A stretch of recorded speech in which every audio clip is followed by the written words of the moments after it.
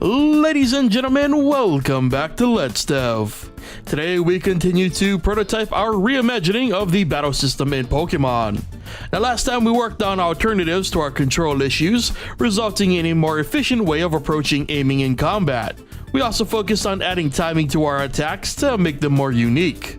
And finally, we made the entire attack system universal. This way, any and all monsters can use the same moves without the need for extra code. Overall, it was a solid step forward in creating systems we've never really done before. Today, we continue down that route by focusing on expanding our attack system. We'll be adding new moves for variation purposes, and also to add more depth to attacks, which includes Pokemon-inspired elemental damage. This will allow us to add damage modifiers based on weakness and resistance. Well, that's the plan anyway, so let's get to the coding. Now, before we got into any heavy lifting, I wanted to add a projectile speed variable to our attack code. This would require changing to a few arguments in our scripts to now watch for optional arguments. A definite welcome change, as it now meant we could define the speed of projectiles through the script. Next, I fixed our enemy code to respect any movement code running during an attack sequence. I totally could have done this last time, but honestly, I was expecting the fix to be more complicated than it ended up being. Regardless, our enemy now behaved properly, so we could now get to the heavy lifting. I gave our enemy some health variables and got to work. First, I added a damage variable to our hurt box. I then created a global array for attack damage and created values for every attack we currently have listed. I then applied this new variable to the hurt box spawn script. Moving on to the enemy, I had it check for a collision with the hurt boxes created by the player and set up our usual damage check. So far so good, and nothing has yet to break. Awesome. Back to the code, I added an element variable to the hurt box, and much like we did with the damage, I set up another global array that would assign the proper element to each attack.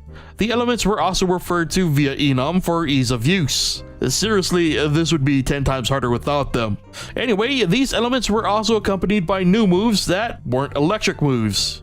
So we can actually test the whole weakness and resistance thing. Speaking of which, I then gave our enemy a weakness and resistance. Then in the collision check, I added conditionals for said weakness and resistance to modify damage. Weakness doubles damage and resistance halves damage. Otherwise, flat default damage is taken. I then added our new attacks to the list of attack sequences and hurt box spawns. I mostly used the pre-existing code because we're testing the numbers and not really the attacks themselves. I then gave our player an attack of every elemental type and went to test our code, which broke due to an apparent array issue. After spending a ton of time going back through the spaghetti-like mess of our code, long story short, I was calling for a local array when I should have been calling for a global array. Anyway, with that fixed, I was finally able to spawn our new attacks. But tests showed damage wasn't taking into account weakness or resistance. So I decided to color the hurt boxes based on their element. Yellow is electricity, red is fire, blue is water, green is grass, and gray is the default normal. Testing showed that all of our attacks were being classified as normal despite all of them being elemental attacks. Turns out the cause was simple. I forgot to actually include the elemental values. So going back to our attack script, I passed the attack ID down the line so that when the hurt boxes are spawned, the proper element is also set. And finally, we had our elemental attacks working properly. In this case, the player's electric move does half damage to the enemy, while water does double the damage. Having to pull from and carry over so much data to do something as simple as spawning specific hurt boxes is crazy, but also really cool to see in action.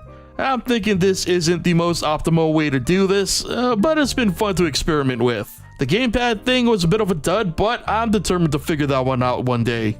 But for now, I'm putting this one on the shelf. It was a fun exercise, but I'm ready to move on and see what else I can do, or if I can do this one, but more efficiently. So with that said, we've come to the end of this project, for now, and this episode of Let's Dev. So remember that if you like this video or enjoy Let's Dev in general, be sure to hit that like button. If you aren't already subscribed, be sure to hit that subscribe button and be sure to turn on notifications so you never miss a new episode. And as always, be sure to leave your thoughts on the prototype in the comment section below. Thank you so much for watching, and I'll see you guys next time.